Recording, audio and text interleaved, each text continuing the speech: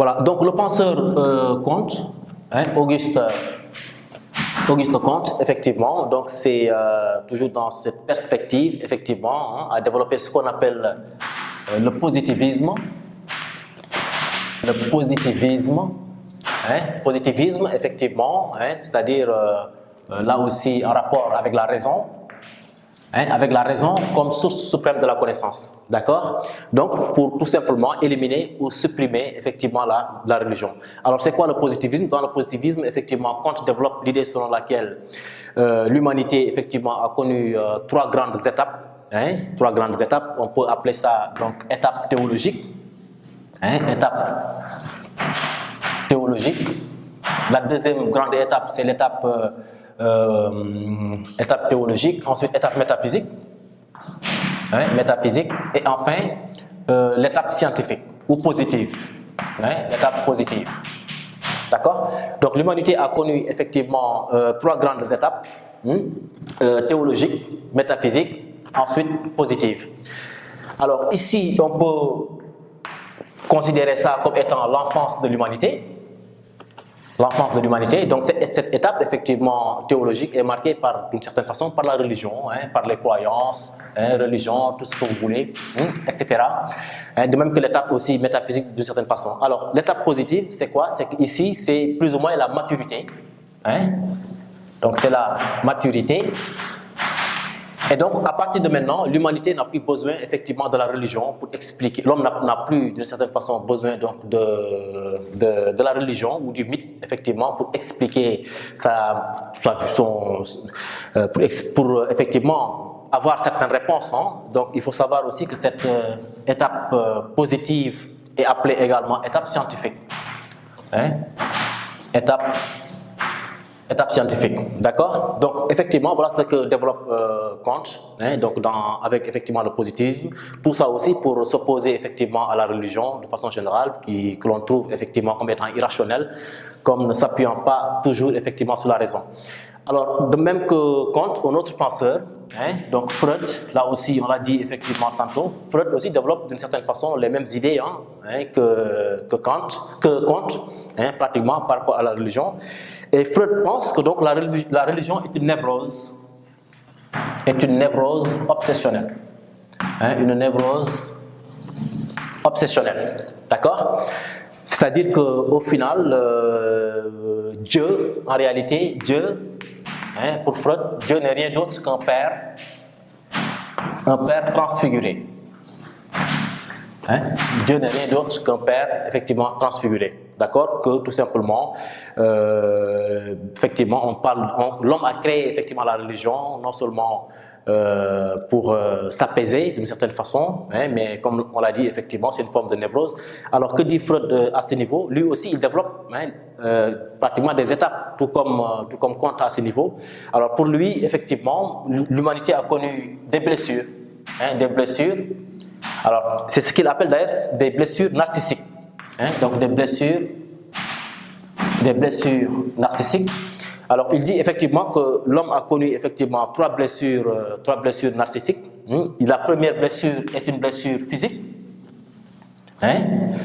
Une blessure physique, on va dire créée ou opérée par Copernic. Copernic, lorsqu'il avait dit effectivement que la Terre n'est pas le centre du monde, d'accord, que c'est pas le Soleil effectivement qui tourne autour effectivement de la Terre. Donc ça, c'est une forme de blessure puisque justement l'humanité ne s'attendait pas tellement à ce genre de déclaration. On a vu d'ailleurs l'histoire de Galilée avec sa condamnation effectivement, plus ou moins Galilée. Donc pour les mêmes raisons. Bien, donc c'est une blessure physique. Alors l'autre blessure, on peut appeler ça une blessure biologique. Une blessure biologique avec par exemple Darwin.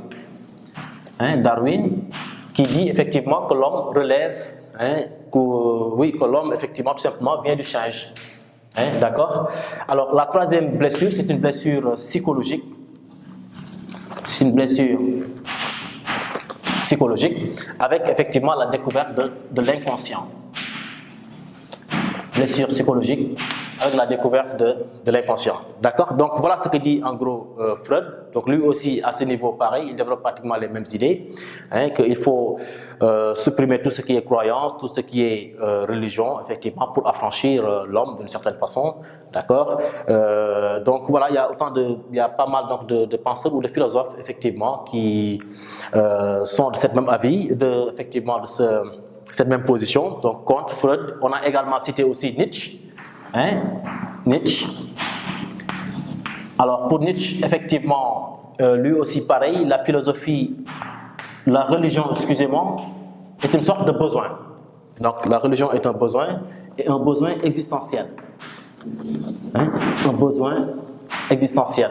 D'accord? Marx aussi dit la même chose, que la religion est l'opium du peuple, etc. Donc vous voyez qu'il y a pas mal de philosophes, effectivement, qui ont développé donc, des idées à ce niveau, qui se sont un petit peu rebellés d'une certaine façon, ou qui se sont soulevés effectivement contre la religion. D'accord?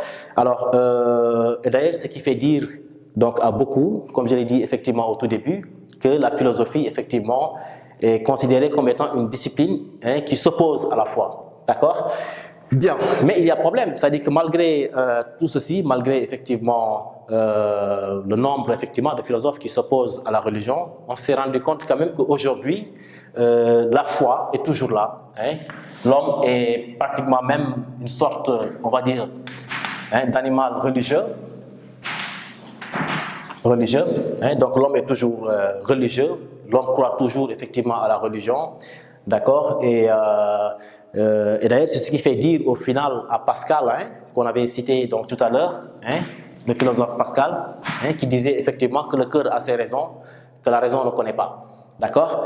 Bien, donc voilà en gros hein, ce qu'on peut donc, retenir par rapport à la philosophie et à la religion. Donc, c'est-à-dire que quand on parle de religion, effectivement, on parle de croyance, on parle de foi. D'accord? Et tout ceci, en réalité, ne s'appuie pas toujours, effectivement, sur...